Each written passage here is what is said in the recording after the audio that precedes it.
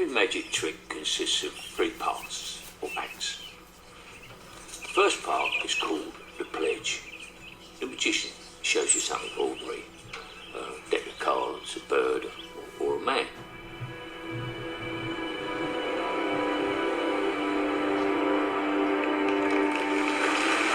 He shows you this object. Perhaps he asks you to inspect it, to see that it is indeed real, unordinary, not. But of course, it probably isn't. Oh, where do you think you're going? Oh, the bloody axe, you fool!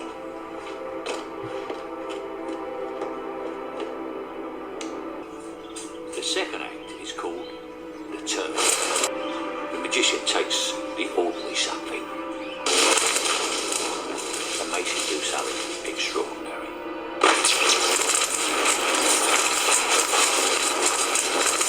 Now, you're looking for the secret, but you won't find it. Because, of course, you're not really looking. You don't really want to know. You want to be fooled. But you wouldn't clap yet. Because making something disappear isn't enough. You have to bring it back.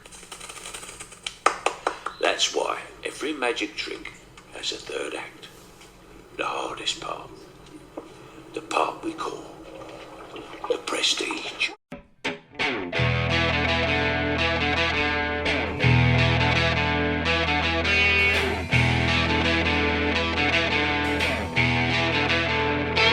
I get up from the ground, from the man from is keeping it down, and it's time to decide on the action that will force the tide. And I feel that I can win. On the man's I'm starting to spin, starting over once again.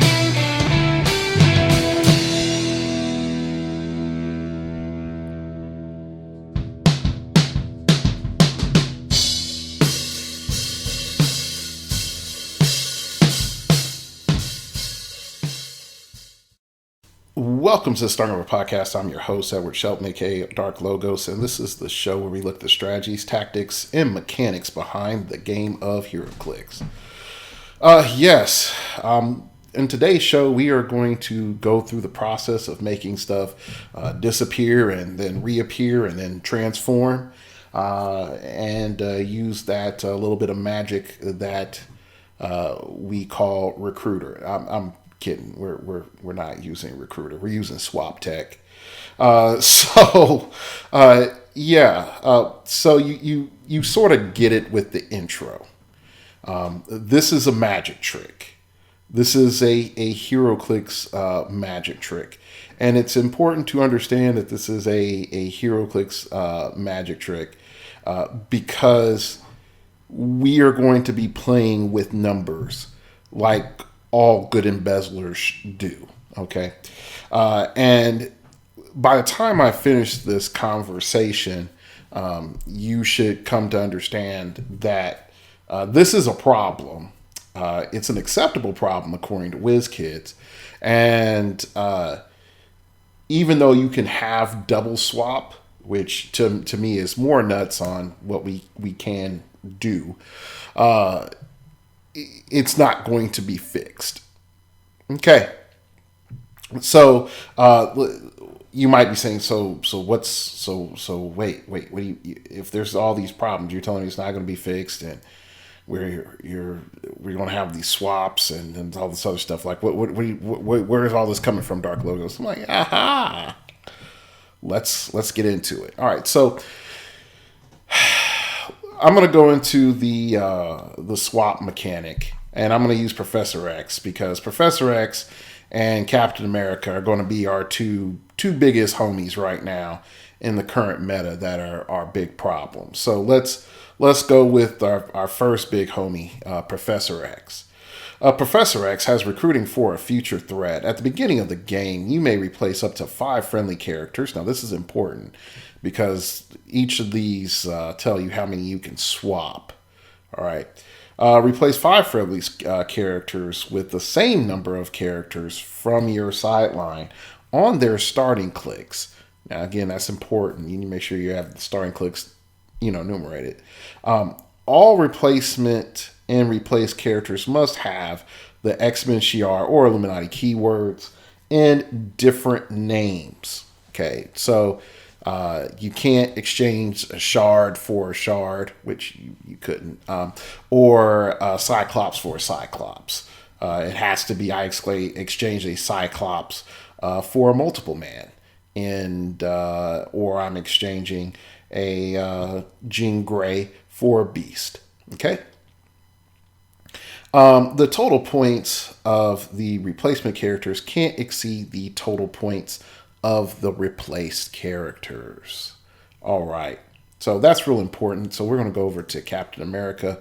Captain America reads pretty much almost exactly the same, except he has leadership. At the beginning of the game, you may replace up to 4, not 5, friendly standard characters with the same number of standard characters from your sideline on their starting clicks. All replacement and replace characters must have the Avengers keyword and different names. The total points of the replaced characters can't exceed the total points of the replaced characters. All right. Now, for a lot of you all, you might be saying, well, doesn't sound anything broken right there, Dark Logos. Like, this seems pretty reasonable. So what's up? Where's the beef? And the beef, we're going to start grilling it early. I've recorded this previously, and I've learned that I'm just going to get straight into it. The previous recording wasn't good. So I'm going to go ahead and start off with our number one infractor, which is, Exhibit A, X-Men. I want you to go look at X of Swords. As you go and look at X of Swords, I want you to go look at, let's look at someone that's not too threatening first. Let's look at the lovely lady, the ideal candidate for hottest woman and most desired woman in Marvel Universe. Like the bar fact, like it's just comic fact. If you see her like partner list, it's pretty insane. Storm. So you might be saying, like, all right, so Storm, whatever, like 45 points for stealth and perplex. Like, why is she broken? Let's look at this 5-point sword bearer trait. This character starts the game with any sword equipped. Any sword equipped. Well, sword equipment equipped. Now, for us in the current modern age, this means X of swords.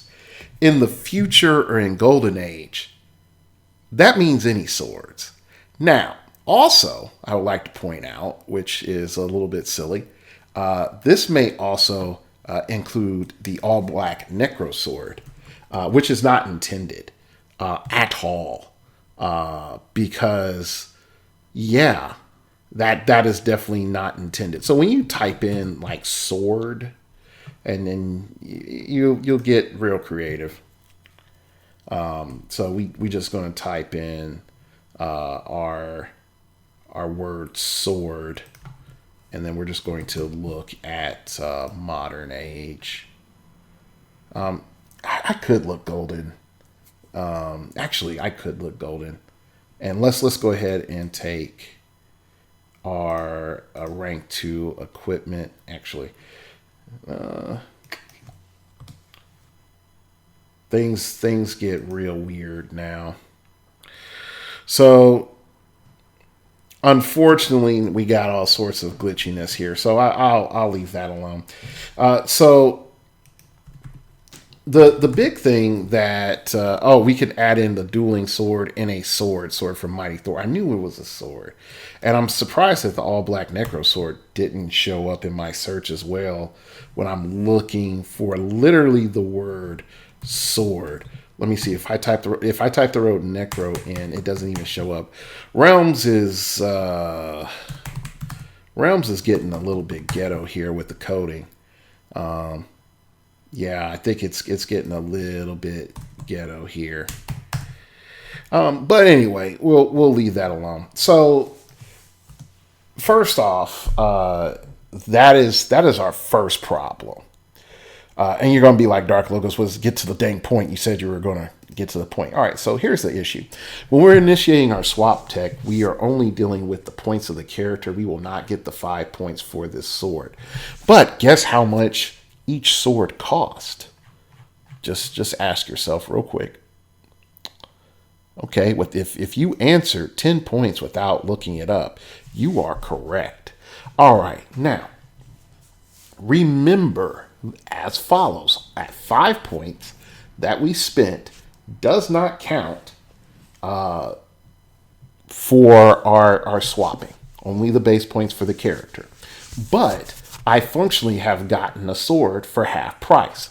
Now, what happens if I were to swap that character out? Let's just say I say, Storm, you have a lovely personality. It's not you, it's me. I'm gonna have to put you on the bench and bring out my new true affection, Venom Wolverine. Okay, so I bring out Venom Wolverine, and girl, she's thick, and she's in the same square as Storm because I played with the points. Now note, I understand that there are two different points and their points are vastly different. I fully understand that. I'm just using this as a general example just to display it. I'm not actually saying you can legally swap them. But anyway, so once you swap out our Storm, I'm super proud Storm for thick girl Venom Wolverine, best girl. Guess what? What happens? Just like a ex-girlfriend trying to get back into your place, she leaves an item right there for you. Okay, and there's the sword. Okay, and so you're gonna replace on that exact square with Venom Wolverine, and so now Venom Wolverine during her first turn, instead of having to go out and risk losing her wonderful, wonderful tool of destruction, she could just take an action and pick it up like that. And so I can start off with a myriad of other effects and just be like, bam, guess what? I have dropped all these equipments for the cheap. And these better characters from my sideline are going to come in and pick up these items. Now, I know some of you are going to say, but Dark Logos, I mean, come on. Like, how, like, you mean the items don't just go away? I'm like, no, this has worked this way literally as long as Professor X has been around. So this did work with the Infinity Gauntlet and the Infinity Gems and all this other stuff. Just no one did it. Okay? All right, so you're next asking yourself, all right. So you did all of that with the shenanigans, but why is the double swap now the issue? Okay, so going back to our magic trick, okay? So let's say I need to get someone out to, like previously, what was on our watch list was that Wolverine. And I'm going to make sure that, let's just say I get someone out like him. Now he's on the sideline, okay? Then when I want to do some finagling, and then when I bring in X, Y, or Z figure, they'll trigger their beginning of game effects because it's still beginning of the game. All right, they trigger their beginning of game effects. Guess what? I got Pogs. I've got this. I've got that. And then, boop, still beginning of the game. do the final swap, get out the buffer guys, and bring back in who I need to just to make sure that the points are correct. Now, this is very, very intensive. This is very math intensive. This is not something that most people are going to even want to walk you through in terms of being competitive. Because the moment that anyone walks you through this, you're just going to sit back and be like, why? Why am I doing this to myself? And it's real important because you want the most optimized matchups in every situation. There you go. It's just that pure and simple. Now, I know some of you are going to be like, man, I'm playing at locals, dude. It's not that deep. Then I would tell you it's even easier than that, because locals is real. From my perspective, is where you test out all the shenanigans first. It's really, even if you're like, I don't go to the high level competitive like that, Dark Logos. Still, there's some shenanigans that you can do. Now, I know some of you right now are going to be like, well, hold up, wait. You just showed us why Professor X is dumb. Why is Captain America dumb? I paid 5 points for some equipment and that I would normally pay 10 points for. And so, yeah, Dark Logos, I might be, my build is actually 310 points. That might just actually be the case.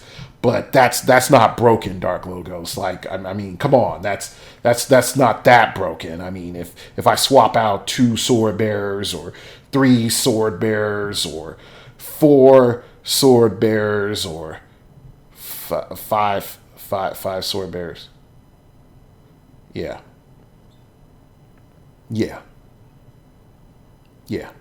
You're starting to see, and they all just so happen to each have the perfect sword for the matchup. Exactly the one I needed. Because, a character is not required to play their sword. And that's the beginning of the problem. The fact is that you could have like a million swords on in a bag, and it'd be all legal to play because they're generated from outside the game. Being 100, that was a design flaw. You should have either limited it by saying, look, this character has this sword. They start with this sword equipped, instead of allowing them to generate any sword. But I understand you want to have it open-ended so people could just pick up swords and go. But the problem is that when you have something open-ended like that, they're inevitably just like, it wasn't Ric Flair, it was Macho Man Randy Savage. The cream rises to the top, brother. With the most horrible Macho Man Randy Savage voice that can ever be done. I mean, I can't even blame it on me being black for that one. Yeah, there are bound to be the pinnacle swords. And these pinnacle swords are going to be the main ones we're all going to see. And if I'm able to get them in multiplicity, sort of like double mint gum, that could be pretty cool for me. But not necessarily for you facing that. Definitely if you're facing the swap tech. And considering that these swords come from outside the game, I can just be like, hey, I see you don't have any Battle Fury. And you're mostly ESD. And I'm going to swap into Dropship Melee X-Men. And I'm going to bring in a bunch of Seducer swords. Yeah, that's about to happen. Oh, you really don't have any attack powers? Oh, you don't? And you don't have any outwit? Oh, gosh, that sucks to suck. I got super senses and shape change and imperv in the Mercy Sword. So yeah, it's gonna suck to get through 5 of those each turn. Yeah. You're gonna hate life. I could go on and I could give you a tactic for each sword, but that's you're gonna be like, Dark Logos, I'm only over, 25 points. That's not broken. There's a couple other mechanics too. When you dig a little bit deeper into X-Men, you will start to understand why it gets broken and why that edge of that extra 25 points. Heck, even the extra 10 points is a bit egregious, but not as egregious as Captain America. Now, you might say, why is Captain America more egregious? Well, this is why. Okay. Let's go into Disney Plus. Disney Plus creates a multitude of problems. And the first problem is my boy, Cap Falcon. Not Falcon, but the Captain America Falcon. Okay. And some of you be like, well, why is he a problem? Now let's see if you've been paying attention in class. Have you been paying attention in class? All right. So we have a character. He starts off on our team. He is, let's say we're playing him at 50 points. Captain America, Cap Falcon's trait is carrying on the legacy of Captain America in my own way. Captain America may start the game with Disney Plus, Captain America's shield, or, which means he can have either or both, Red Wing equipped. He may have both of these equipped at the same time. So the game just pretty much tells us, yo, you can play both if you got them. So how much is Red Wing? Well, Red Wing is 10 points. How much is Captain America's shield? Well, when we look at Captain America's shield, that's 5 points. So, right there with one character and one swap, I have gained 15 points of equipment. Now, some of you all are starting to understand why this is about to be bad. Let's go back and rewind. What did Captain America say?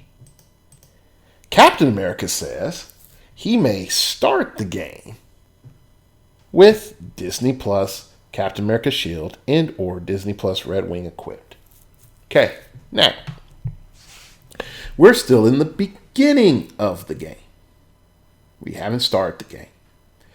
Also, once we put him onto the sideboard and he drops his items like a drunk dude after, all-night bender, guess what? Like a man returning to the bar looking for his keys the next day. There they are. Okay. But guess what? In heroclix land, it's a clone. Note the Prestige. And so this new Captain America that comes in is his own guy. And so once I sent him out, he drops his stuff, and I use the second Captain America and bring. I wouldn't be using Captain America in this case. It would actually have to be. Let's just say I could. Poof. Now again, he comes in. He starts the game with his stuff, and I still have a clone copy over there. So I have now duped items. Okay. Now you're going to say, all right, wait, Dark Logos. Like, first off, If you did it with the Cap, then there was problems because of the Captain America, and you couldn't get out the other Captain America, and so you're stuck with the Captain America, and then you couldn't bring him back in. And I'm like, okay, cool. I understand that one was stretching. That one's a little bit hogwash. Okay, I get you. But you could just take out that Cap, have him drop his items. That's 15 points. But we also can go to our next favorite home girl, who pretty much got her own movie lately, Scarlet Witch. Yeah, she got her own movie. It wasn't about Doctor Strange. We all know it. Doctor Strange was a side character in his own movie. They did the Thanos treatment for Scarlet Witch. She was the main character. All right, so going on. Let's look at Scarlet Witch. All right, the Book of the Damned. The Scarlet Witch starts the game with Disney Plus Darkhold equipped. Okay, same thing. Clone a Darkhold. How many points is the Darkhold? 10 points. All right, am I paying for Darkhold? No, I'm not. So somebody could say like, but you're okay. So I don't pay an extra 5 points to start with the Darkhold. So functionally, the Darkhold is built into her points. Okay, you can make that argument. But when I look at those stats in the Spite 4 chase, I would argue you are not paying for the Darkhold. Like, those stats are good. If it wasn't a chase, if it was a super rare, those stats are good. So yeah. Now, I get Wanda out, drop a Darkhold. We go to another dimension, find another crazy, Wanda Maximoff, and poof, bring her back in, and guess what? Double Darkhold power. Let's have some fun. Why? Again, starts the game quick. Again, these characters are two different characters. Not the same instance. Now you're going to say, like, hold up, wait, well, okay, we have problems, Dark Logo. So, I mean, like, functionally what you're telling me is that I can bring these characters in and out and trigger all sorts of other stupid effects, and, there's no downside. I'm like, no, there is downside. There is downside. If you don't go first, this can go bad. Not super bad. James Brown isn't singing on the track, but you will have soul. But you need to go first. Now, if you go second, what primarily can happen is your opponent can make you do your swaps in an inopportune time, so you wouldn't be able to get some other triggering effects that would benefit you. And that's really what I would call bad game design from WizKid's standpoint. Okay, the fact that first player can dictate things to second player before we even start the game. So that's something that needs to get corrected. Now, when we're looking at this, there are several items from Disney Plus that we can just dupe. And Cloak of Levitation. Well, you might ask, how is that possible? Well, we have a Spider-Man that just starts with Cloak of Levitation. I can't do Captain Carter's shield. I'm pretty sure on that. I'm pretty sure she's not an Avenger. I think... Let me make sure. Nope, Howling Commando and Soldier and Shield. So until Shield gets their own swap, no Captain Carter shield. Let's see. I don't think U.S. Agent is an Avenger. I think U.S. Agent is definitely not an Avenger, but I could be wrong on that. But anyway, so you start to see what we would call in the game obvious flaws. If I am going over build and there are no penalties, then that creates a distinct statistical advantage in my favor. Now, why am I bringing any of this up? Because again, as the movie The Prestige will tell you, everybody will beg for, to learn the trick. And then once, you tell them, then they think you're a bum. Okay. And you might be saying like, well, why are you bringing up the trick? Well, because the trick is public. Like, we had Kenny, while he was still working at WizKids, said like, this sounds like a good idea. Bringing up, I think, the Captain America quote. I'm bringing up Captain America example. Okay. So WizKids knows about this. Now, it would be one thing if I was like, oh, WizKids, you bumbling idiots over there. Come on. You didn't know about double swap. Okay, I'm sorry. But no, they do know. You do know. And so since you do know, and you know the impacts of it, you just believe that it doesn't matter. And the fact that you believe that it doesn't matter is more telling right now. That is more telling. And the reason why I say it's more telling is that you already know something's a problem. You're just going to wait until it actually turns from, oh, this is a mild infection. Oh, it's inflammation.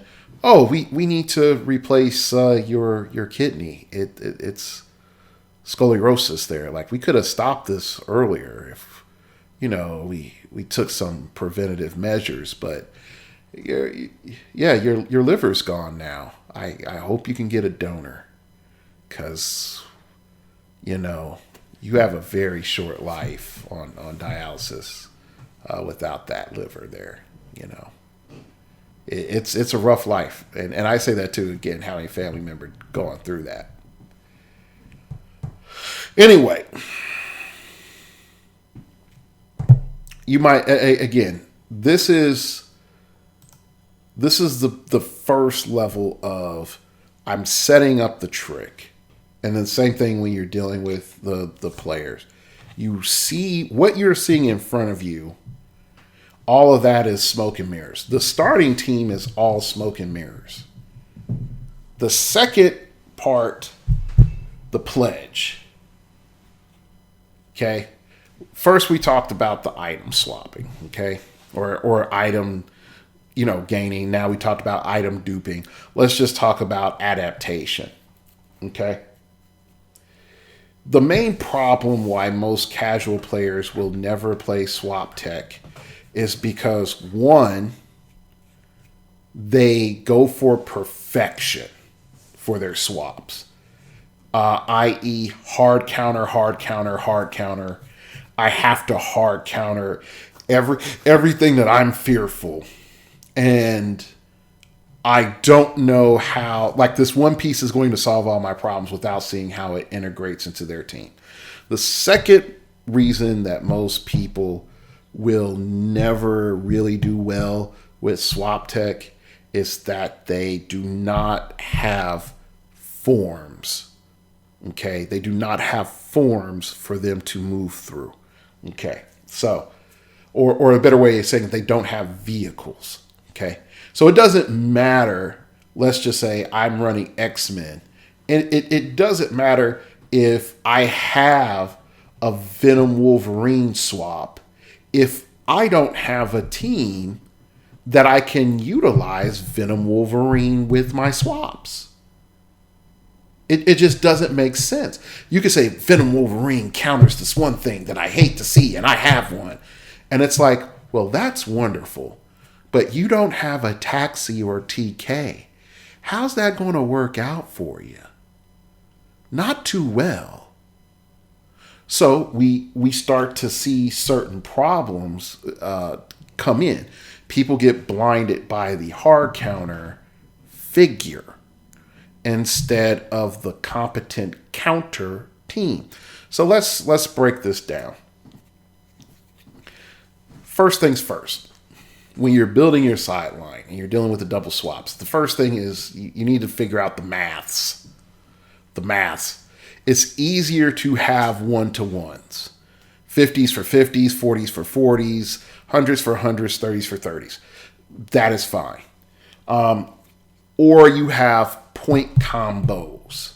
These two paired together, they are 75 points. They also can be interswappable with another 75 points that do this and another 75 points of doing that, even though the prices of those figures in between are variable. Okay. The next thing that you really want to be looking at is making, after you make the math easy with the swaps, because trust me, I had to have people preach that to me for like 3 months before I even started to understand. And even still now, I get caught up with, I need the counter now. It's real easy to get into that. But once you get past that, you start going in and you start making vehicles. And depending on your skill level and your aptitude for the game, I would argue that you can make, if you are a beginner, I would not have more than 2 teams. And I will make it clear, your team on the board is not your team. That's smoke and mirrors. Okay. That's the setup. Okay. You need to have, you have 2 teams. Team A for this that runs like this, and then Team B that runs like that. Okay. So for me, when I was running Fantastic Four, I had 3 teams that I ran. And I'm not going to tell you any more details in terms of like what was on them. I already did a show on that. But I had Team 1, which was Gunboat. Gunboat is what it literally was. It's indicated. It was me moving around, shooting stuff, and shoot and move. Okay. That was it. The second team was in your face. It was all up melee, pound them down. Okay. Just beat them down. Okay. My third one was a slow defensive barrier control snipe team. Build. Okay. That was it. Do you know the main one that I played most of the time? Just guess. Just guess which one I played. If you picked Gunboat, you would have been correct. I played Gunboat and Punchy team in the melee team. And I think the one time I played the defense team, it just did not work out well. But Gunboat was fun. Do you want to know why Gunboat was fun?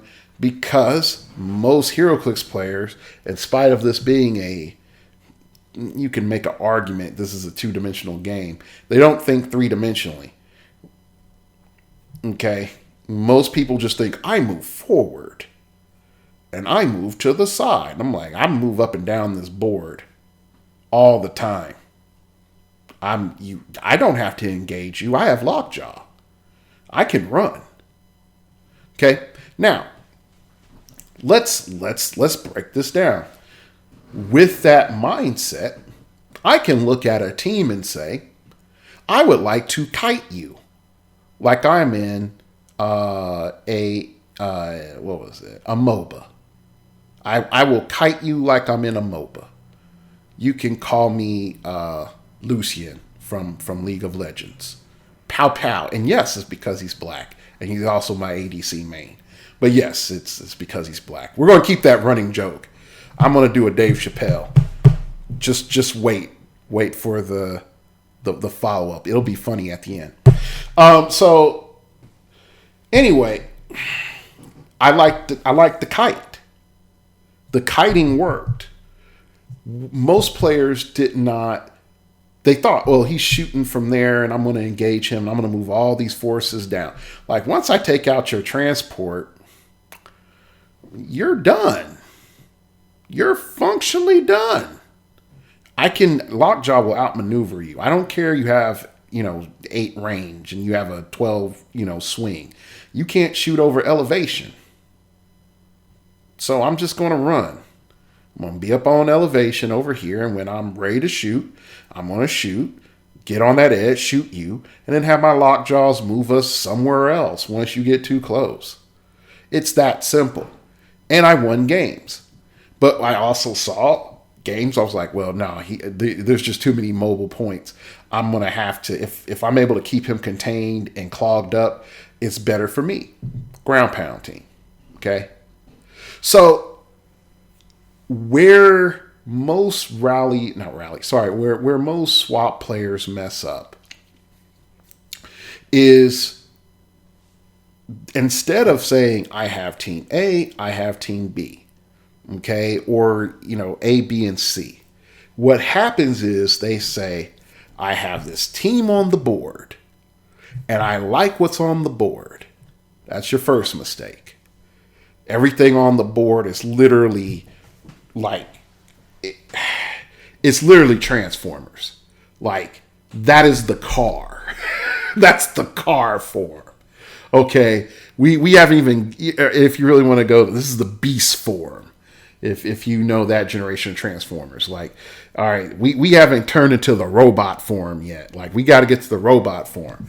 Okay, so the most of the new mistakes is what's on the field is the team, and then from there we are adding in the corrections.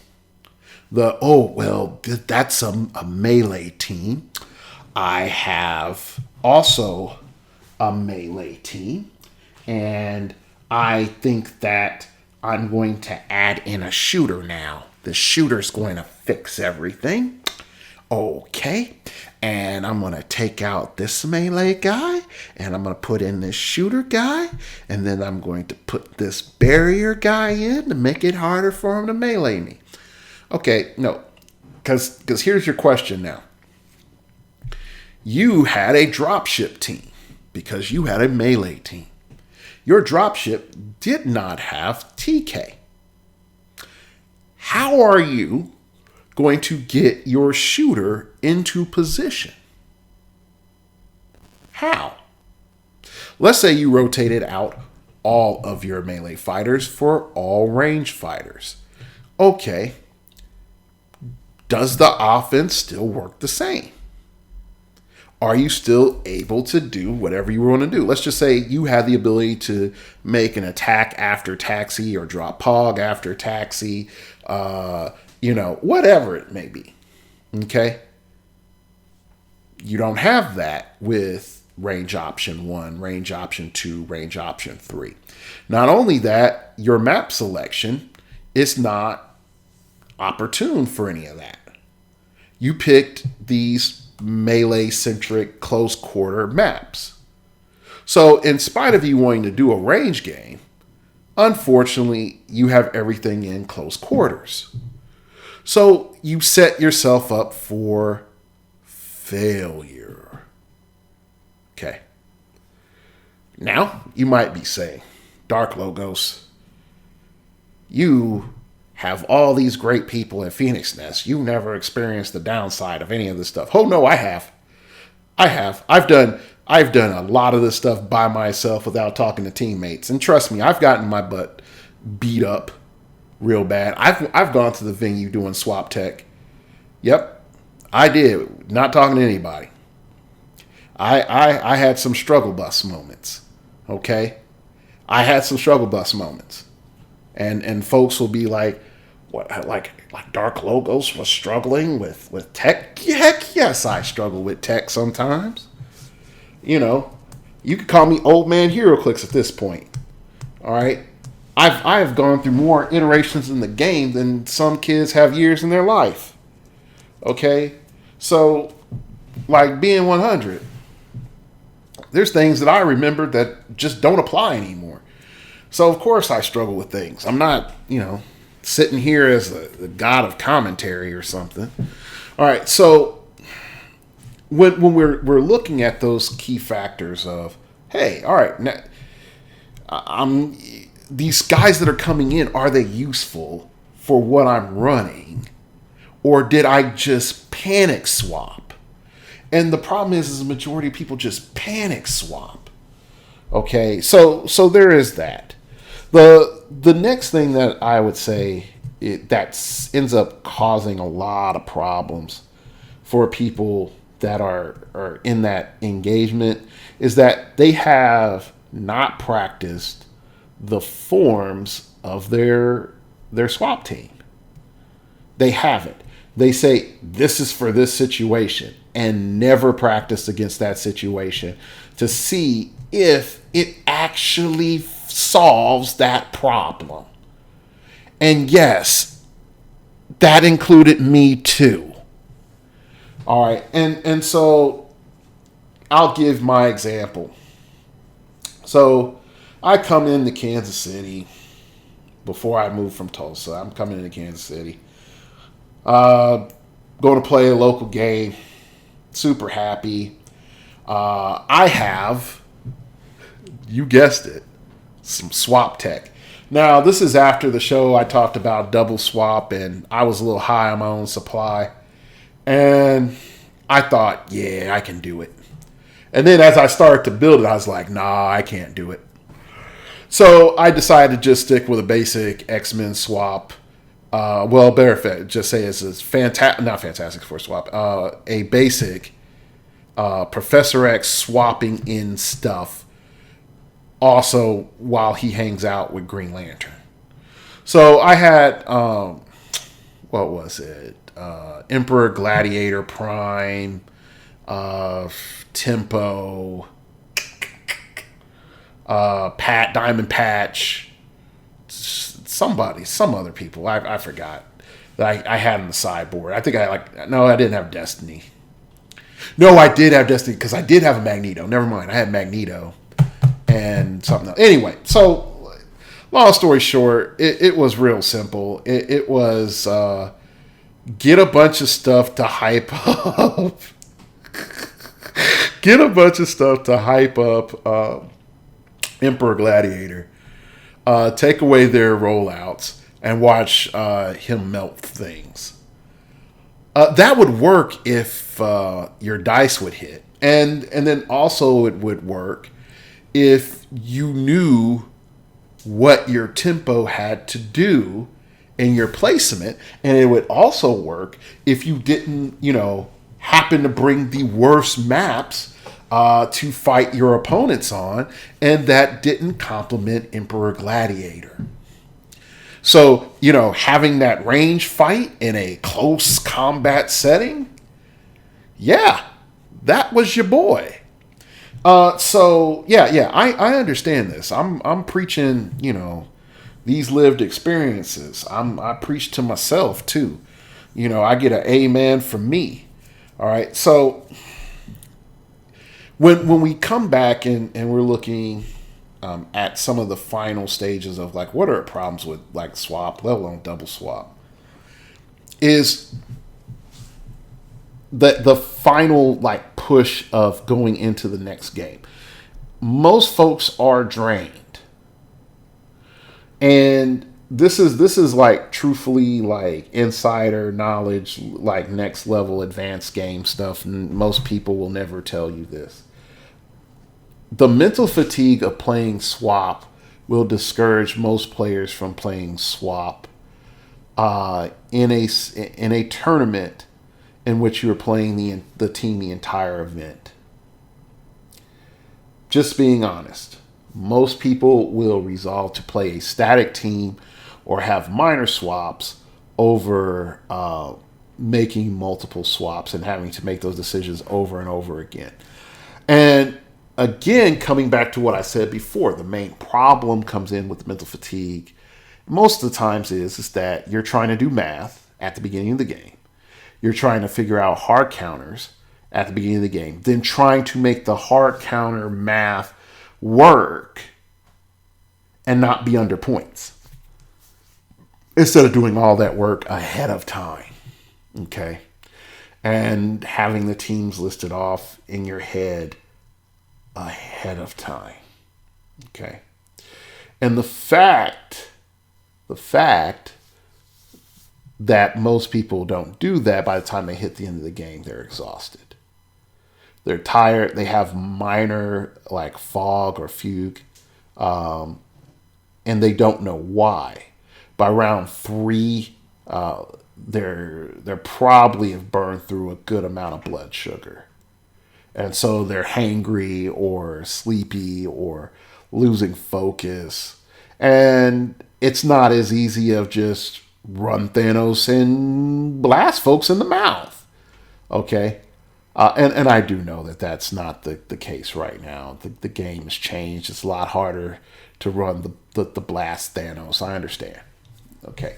But even with that, the issue is once you've made that many decisions, let's say you do break, are you going to do well in out rounds? And the answer is probably not. Probably not. And this is, I think, is the bigger reason why WizKids may be saying like, well, double swap or swap in and of itself is not necessarily an issue to them, because look at what the majority of the meta has gravitated to. And look at what we always complain about. It's usually one figure or a few figures that do a whole lot in little packages, or in, to just annoy everybody. But they are highly easy. They're highly efficient and they're highly easy to use. Okay, if we go through the history of the game, anything that's been easy to use and effective is always popular. And I know some people will say, well, duh, son. Like, if it's effective and easy to use, the barrier of entry is low. I'm like, and yes, and that's why I said highly effective and easy to use. But the fact is that heroclix players, we're elitist snobs, just like everybody else that has spent time in their hobby and their craft. They too are elitist snobs. And the fact that new players could come in and wax old players with highly capable and effective and easy to use figures makes the populace uneasy. The established bourgeoisie who have invested their $10K into heroclix over the last 5 years get mad when the noob cannon comes out and starts waxing everybody. I can list through every noob cannon that I have lived through, and you would be like, what? That was a thing. And I'm like, yeah, that was a thing.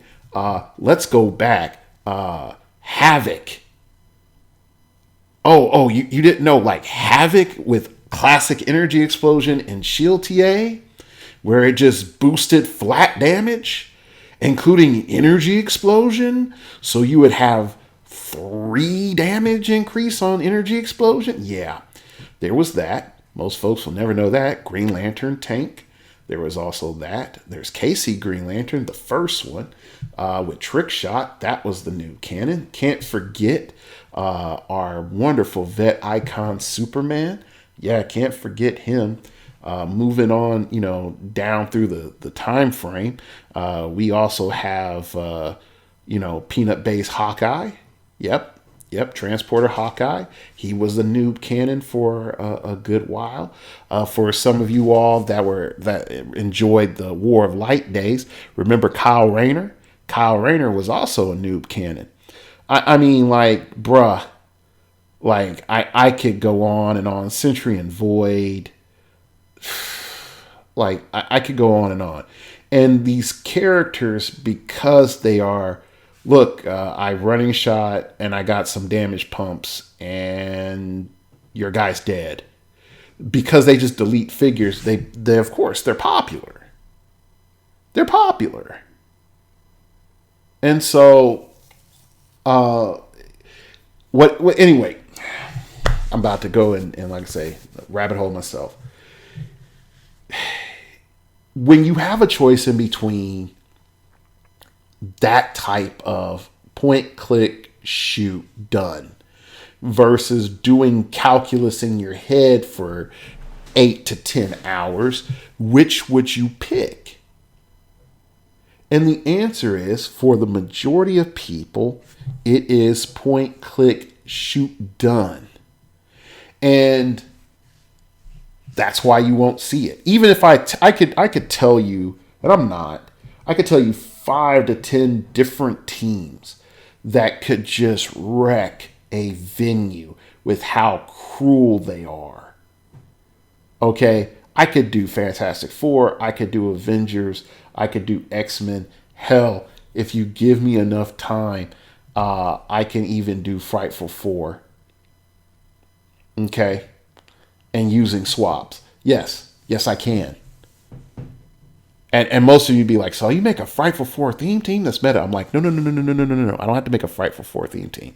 It's not going to be a theme team. But I will scare you with what I'm able to do at a normal venue.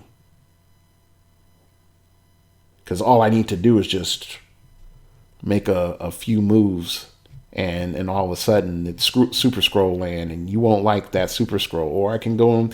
There's enough options for me to pull out and have Sentinel retail fun.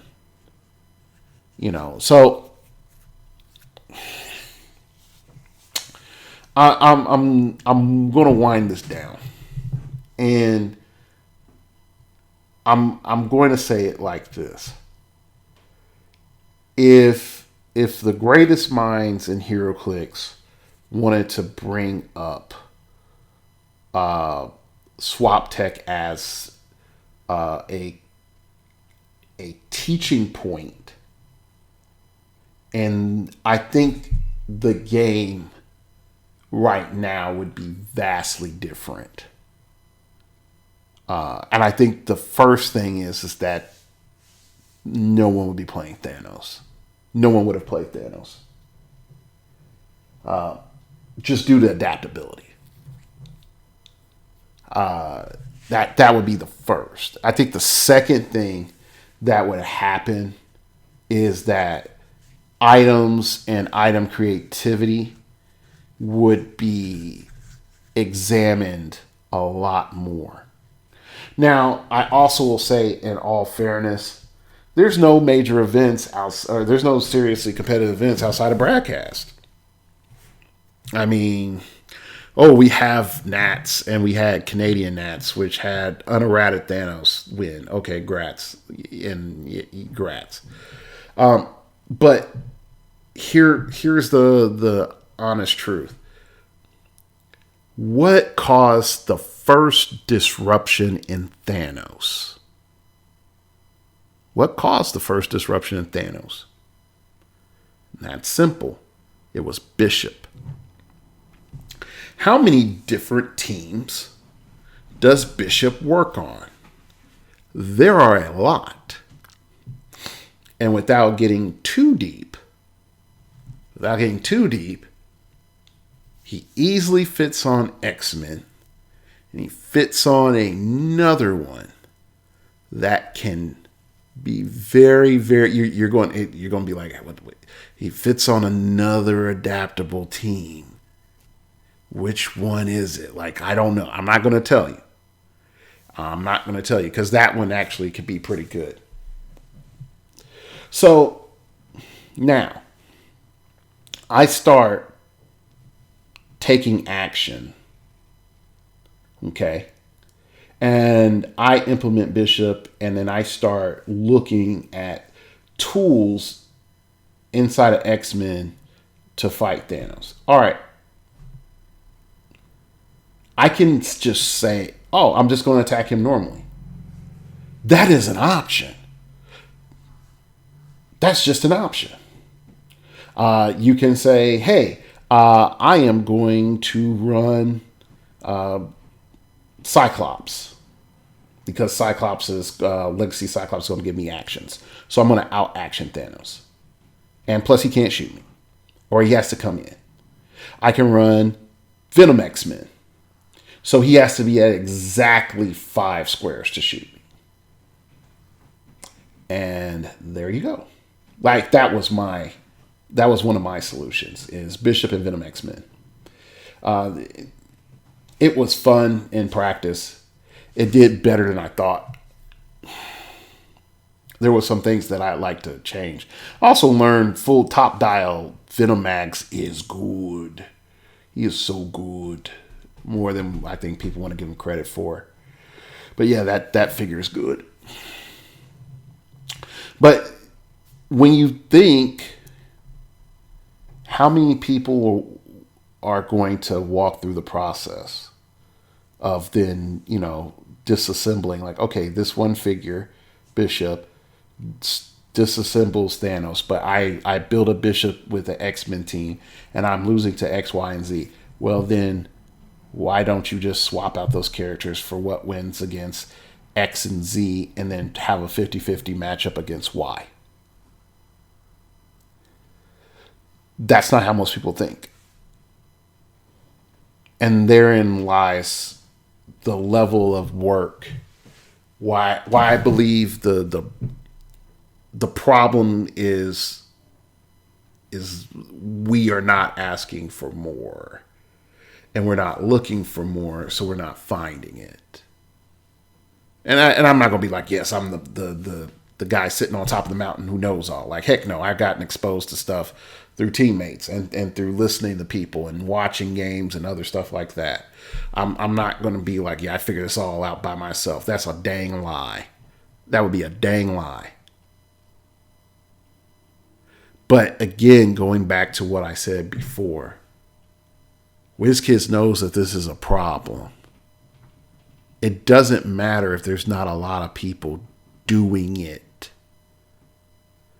But do I become a provocateur if I start telling people how to do it? You don't publicly acknowledge there's a problem, but privately you do. And I know that. Am I a provocateur? So what's the bigger issue? You know you have an issue and you need to fix it, but you refuse to until the damages get to a certain level. Or until you sell enough X's swords and then nerf the fire out of it. Because I think that's more of what's going to happen. Is we're more likely going to see swaps being limited to once at the beginning of the game. So no more double swap BS. You'll get one swap. That's my belief that would be coming. Because that's the only way that's going to balance out some things. Because again, it's crazy out in these streets right now with what you can do. Okay. So that's the basics of swaps. I haven't even gotten into like root characters and I would call them, baton pass characters. Like I haven't even gotten into all that. That stuff is like advanced stuff that I realistically don't want to get into. Because the moment you get into that, then you get caught up and then you start doing weird calculations with your sideboard and you start wondering how you're going to squeeze things in. And then I'll just say this, having done that for the last 2 months trying to get ready for Worlds, it's not fun. It's not fun to think about. It's not fun to talk about. It's a darn headache. And you just wish that you can three-dimensionally, not three-dimensionally, like fourth-dimensionally punch through time and then slap somebody at WizKids. Not Kenny when he was there. Just, I don't know who. Somebody. Maybe Zoran. I will take Zoran. I mean, he already blacklisted me, so he might as well. Like I might as well. So, and again, it's because I'm black. The Prestige. All right. I told you it was going to happen. I told you. You knew it from the beginning. Anyway, so let's wrap up the show. You can email me at startingoverpodcast@gmail.com. That's startingoverpodcast@gmail.com. If you wish to opine, keep it piffy, keep it interesting, keep it awesome, baby. Let me know what you think about this show. Let me know what you want me to talk about next. It's like, epic rap battles of history. It's like, put it in the comments below. It's like next battle, you decide. Starting over podcast of history. Anyway, you can, So that's it for today's show. I'm exhausted. It's after midnight. Brother's been up all day. Lots of stuff. I got COVID, being on vacation. It's not great. So I'd like to thank you all for listening. And remember, we all have to start over sometime.